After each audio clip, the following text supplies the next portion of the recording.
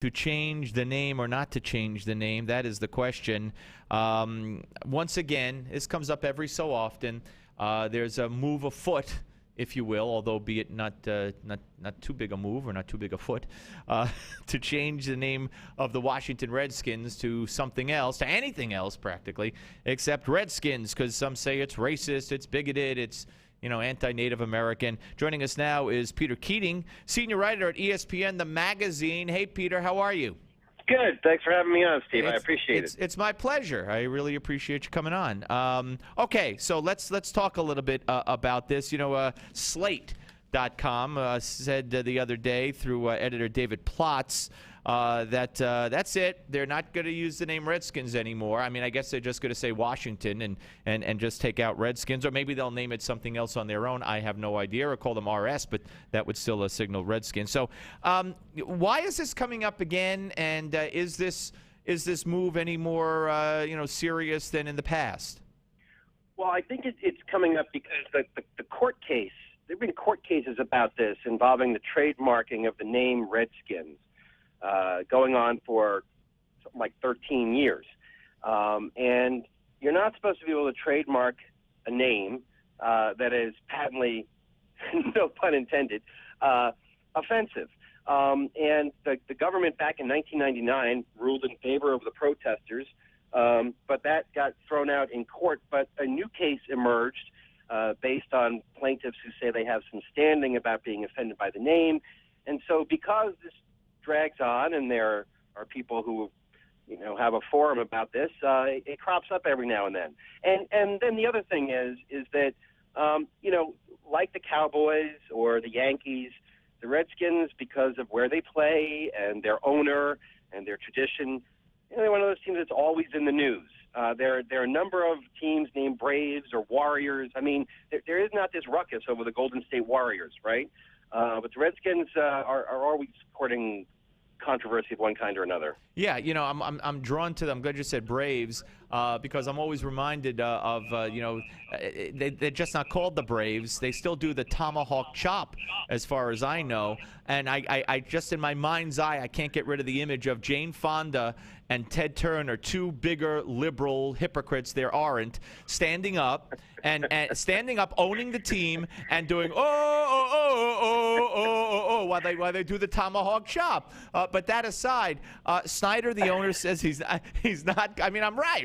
I mean, come on. Well, I'm not going to comment on the. I can't. I'm not here to talk about the politics of the owners and stuff like that. But I will tell you that I personally find that tomahawk chop ridiculous and annoying because I'm a Mets fan. So the last thing that I like to see is tomahawk chops going on. Look, there's a whole gamut of logos and mascots. I mean, if you look at the Cleveland Indians mascot, their logo is this big grinning Native American face and kind of a chomping smile and a more stereotypical image you will not see. Some of these stir up negative reaction more than others. Well, look, the St. John's Redmen were the first to really capitulate that I could recall when they changed their name to the Red Storm. But let me ask you. Wait, I have to stop you. Do you remember? I don't know if you're a fan. Do you remember what happened before the Redmen became the Red Storm? There was an intermediate stage. It was about 20 years ago. I'm totally serious. Where the St. John's tried to change the mascot to the Red Man or the Red Men, and they actually had a guy in a red tuxedo and top hat dancing around in the stands, and he was hated by the fans. The fans used to throw things at him. So eventually, they got rid of the dancing red man and turned it into the Red Storm. Yeah, that didn't last all that long. I'm sure that like you said, it didn't go over too well. By the way, we're talking to Peter Keating, senior writer at ESPN The Magazine. All right, so do you believe? I mean, you do write in your piece that I'm looking at here, dated last Wednesday. That the term Redskin, I'm going to ask you, as it applies to naming a team Redskin, is racist. Well, of course it is. I mean, look it up in your dictionary. I mean, my dictionary says Redskin means offensive slang used as a disparaging term for Native American. My own opinion is it's a lot like my grandfather was a proud Polish American, 100% Polish and proud of it. My grandmother told all kinds of horrible Polish jokes. We laughed at them because they were funny. However, I would not be happy to hear people going around calling Polish Americans Polacks. And I think context matters. And I really think that the fans who want to keep the name, they doth protest a bit too much. I mean, what you're really saying is if you want to keep the name, and I understand it's a popular position to want to keep the name, what you're really saying is you like the team's name, your connection to the team history is more important than the history of the word, which is pretty awful.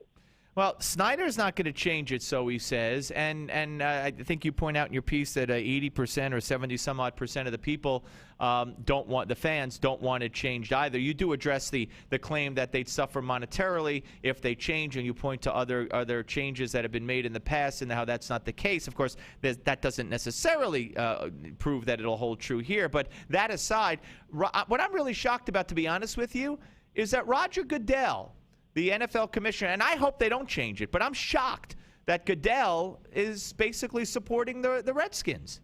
Well, you really hit upon something there. Now, Commissioner Goodell grew up in the Washington area. You know, his dad was a senator. Right. But I don't think that's what this is about. Every now and then, there's a fact that kind of pops up, and we have to recognize it for what it is, which is that while all sports fans would love to see commissioners acting in the best interest of the sports or bringing down, judgments independent of what the teams want.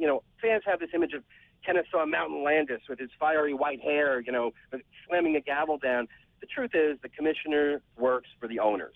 And there is no commissioner in any sport who's going to tell an owner that the team that he paid hundreds of millions of dollars for isn't his personal property and that he has to change the name of the team. At the end of the day, Commissioner Goodell works for the NFL owners. True, but if he thought it was egregious enough in today's politically correct world, where I can't think of anything in football, but certainly in baseball, the commissioner has taken on owners for various violations all the way back. I mean, all the way back, but in recent history, speaking of the aforementioned Ted Turner, fining him for being in the dugout, suspending George Steinbrenner, different things along those lines. So I'm just saying. Now, Steve, Turner was on the field. Yeah. Right. Steinbrenner actually involved a criminal violation. Yeah, I know. I'm just saying. Yeah, you're right. It's different. It's different. But this is important because when it comes to owners, what you can consider owners' private business. I mean, Donald Sterling, the owner of the Los Angeles Clippers, he had the largest settlement.